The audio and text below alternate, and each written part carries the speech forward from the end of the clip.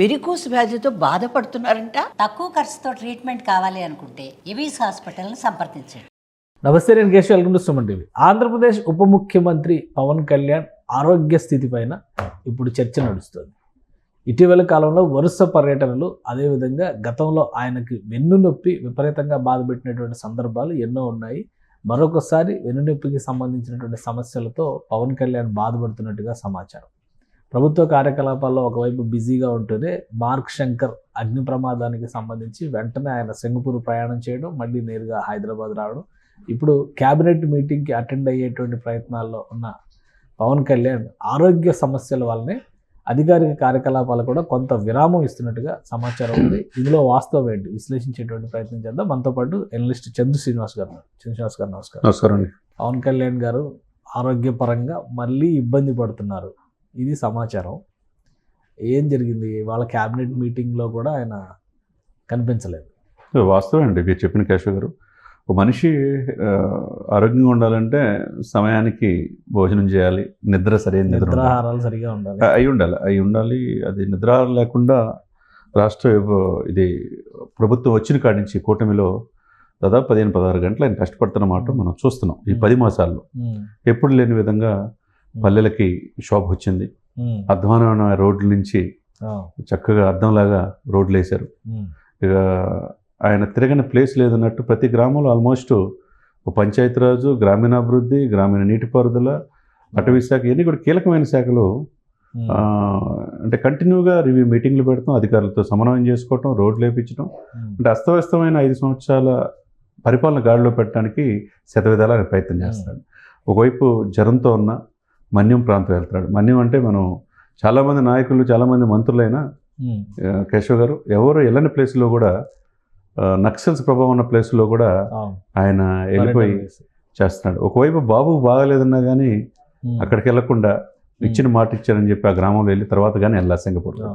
ఇవన్నీ చూస్తూ ఉంటే ఒక వ్యక్తి తన ప్రజల కోసం నిరంతరం తన చివరి రక్తబొట్టు వరకు ప్రజల కోసం ఉంటారని చెప్పి దశాబ్దన్నర పోరాటంలో ఈరోజు విజయం సాధించాడు. ఇది విజయం ఆంధ్రప్రదేశ్కి పరిమితం అంటే ఇది ఆంధ్రప్రదేశ్ కాదు, దేశవ్యాప్తంగా మోదీ గారు కూడా ఈయన్ని దేశ సంపదగా చూస్తున్నారు. పవన్ అట్లా హిందూ సనాతన సాంప్రదాయాన్ని తన భుజానికి ఎత్తుకున్నాడు. ఎక్కడ అన్యాయం జరిగినా కానీ నేను ఉంటానని చెప్పి చూస్తున్నాడు. తర్వాత మహారాష్ట్ర ఎలక్షన్ చూసాం, తర్వాత తమిళనాడు చూసాం, కర్ణాటక చూసాం. ఇవన్నీ కట్ చేసుకుంటూ వెళ్తూ ఉంటే సరైన నిద్ర లేకపోవటం కావచ్చు, ఆరోగ్యాన్ని సైతం పనంగా పెట్టి ప్రజల అభివృద్ధి అస్తవ్యస్త వ్యవస్థను గాడిలో పెట్టడానికి తను పడుతున్న కష్టాన్ని నిజంగా భగవంతుడు ఆయనకి నిండు నూరేళ్ళు ఆరోగ్యాలతో ఉండాలి.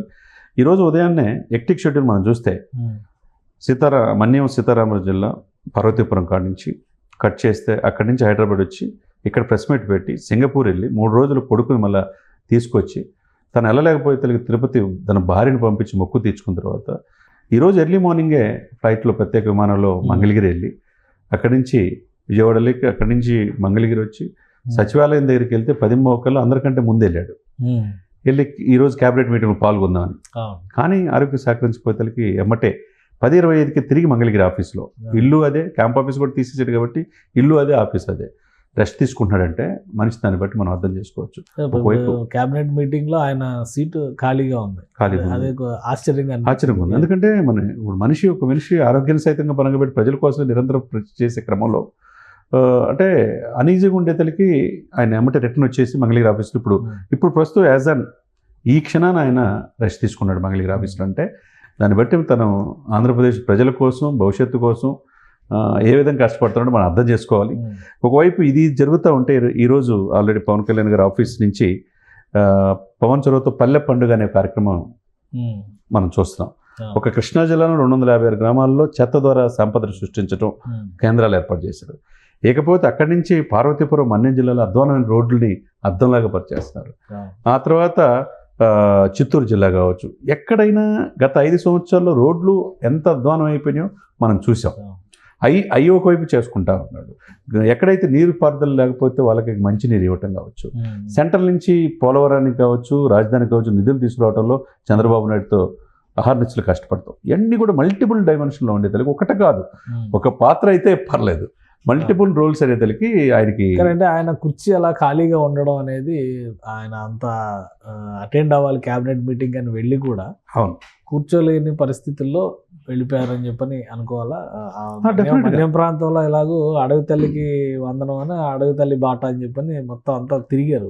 అవును చాలా ఏరియాస్ ఎక్కడ వెహికల్స్ వెళ్ళని ప్లేస్ లో కూడా నడుచుకుంటే ఇప్పుడు ఏ నాయకుడు వెళ్ళలేదండి.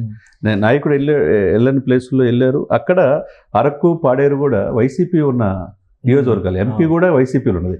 కానీ అక్కడ యాక్చువల్గా వీళ్ళు గెలిపించాలి. అయినా కానీ ఓటు వేయకపోయినా మీ యొక్క అభివృద్ధి ముఖ్యం అని చెప్పి ఆయన స్వయంగా చెప్పాడు. కాబట్టి ఆ ఎమ్మెల్యేలు అక్కడ ఉన్న వాళ్ళు కూడా వైసీపీ వాళ్ళు కూడా ఇటువైపు చూస్తున్నారని చెప్పి తెలుస్తుంది. ఏదైనా రాష్ట్ర భవిష్యత్తు కోసం ఆయన అహర్నిశలు పడే కష్టం ఏమాత్రం కొద్దిగా హుషారుగా ఉన్నా, ఆయన కొడుకు కూడా తన పుట్టిన బిడ్డ మార్క్ శంకర్ సింగపూర్లో ప్రమాదం గురైనా కానీ మాటిచ్చాననే ఉద్దేశంతో ఆ పల్లికి వెళ్ళి ఆ తర్వాత కానీ రాలా. అటువంటి వ్యక్తి ఈరోజు మంగళగిరి సెక్రటరియట్కి కూడా వెళ్ళి కూడా అక్కడ సచివాలయంలో ఇప్పుడు జరిగే క్యాబినెట్ మీటింగ్ కూడా హాజరు కాలేక మంగళగిరి ఆఫీస్లో రెస్ట్ తీసుకుంటాడంటే ఆయనకు డెఫినెట్గా డాక్టర్ల పర్యవేక్షణలో ఇమీడియట్గా, ఎందుకంటే మనిషి సరైన నిద్ర కనీసం 6 గంటలు లేకపోతే మనం పని చేయలేం. అంటే గతంలో ఆయనకి వెన్ను నొప్పి వెన్నుపూస సంబంధించినటువంటి ఇబ్బందులు బాగా ఉన్నాయి, ట్రీట్మెంట్ కూడా తీసుకున్నారు. సో అదే మళ్ళీ తిరగబెట్టింది అనుకోవాలా, లేదంటే ఇంకేమన్నా కొత్తగా ఆరోగ్య సమస్య? అదే విపరీతమైన ఆయన అన్నవాడు కూడా సార్ మొన్న నా బిడ్డని నేను ఎత్తుకోవడానికి కూడా ఇబ్బంది పడుతున్నాను అని చెప్పి అన్నాడు. పెద్దవాడు ఎడిదిరిగి నేను చిన్నవాడిని ఎత్తుకోవడానికి కూడా ఇబ్బంది పడుతున్నాడంటే ఆయన ఎంత ఇబ్బంది పడుతున్నాడు తన ఆరోగ్యం ఆయన అర్థం చేసుకోవాలా. ఇక ఫిజియోథెరపీ పర్యవేక్షణలో ఆయన తీసుకొని, ఒకవైపు వైరల్ ఫీవర్ వస్తున్నాయి కంటిన్యూగా, ఇవన్నీ కూడా ఎందుకంటే ఒక ప్రాంతం కాదు కదా సార్, ఎక్కడ మన్యం జిల్లా అత్యంత వాతావరణం ఎంత ఉంటుందో మనకు తెలుసు. ఆ తర్వాత వేరే దేశం సింగపూర్ వెళ్తాం, హైదరాబాద్ రావటం, మళ్ళీ ఇప్పుడు మంగళగిరి వెళ్తాం. మల్టిపుల్ ఇది వల్ల మన ఆరోగ్యం కూడా లెక్క చేయకుండా సమయానికి తిండి తినకపోవడం కావచ్చు, నిద్ర లేకపోవడం కావచ్చు, ఇవన్నీ ఇది వల్ల కంప్లీట్గా ఒక 1 వీక్ అన్నా ఆయన పూర్తిగా రెస్ట్ తీసుకుంటే యథాతథ స్థితికి వచ్చే అవకాశం, కొద్దిగా రెస్ట్ తీసుకునే అవకాశం ఉంది. ఎందుకంటే రేపు మొత్తం యాక్టివిటీ అంతా కూడా చాలా గట్టిగా స్ట్రాంగ్గా మొదలవబోతుంది. అవును, 3rd వీక్లో ప్రధానమంత్రి మోడీ గారు వస్తున్నారు. 4 లక్షల మంది పైన మీటింగ్ పెట్టుకున్నారు. ఈ లోపు ఆయన కంప్లీట్ రెస్ట్ తీసుకుంటే రేపు పని చేసే అవకాశం ఉంటుంది అనమాట. రెస్ట్ తీసుకోవాలి, తొందరగా కుదిరిపడాలని మనం కోరుకోవాలి. రైట్. థ్యాంక్ యూ శ్రీనివాస్ గారు. ఇది పవన్ కళ్యాణ్ గారి ఆరోగ్య సమస్యలు, ముఖ్యంగా వరుస ప్రయాణాలు, వరుసగా పని ఒత్తిడి, వీటన్నిటి నేపథ్యంలో మరోసారి ఆయన వెన్నునొప్పితో బాధపడుతున్నటువంటి దాఖలాలోనే క్యాబినెట్ మీటింగ్ కూడా ఇవాళ అటెండ్ కాలేనటువంటి పరిస్థితుల్లో వెనుదిరిగి వెళ్ళారు. సో ఆయన వీలైనంత వేగంగా కోలుకోవాలి. అలానే ఇప్పుడు నడుస్తున్నటువంటి కార్యక్రమాలు ఈ నెలాఖరులోపు చాలా బృహత్తరమైనటువంటి కార్యాచరణ ప్రణాళికని ఆంధ్రప్రదేశ్ ప్రభుత్వం మొదలు పెట్టబోతుంది. కాబట్టి ఆయన ఈ లోపు ఆరోగ్యపరంగా కోలుకోవాలని చెప్పని ఆశిద్దాం. ఇది స్పెషల్ డిస్కషన్. Keep watching.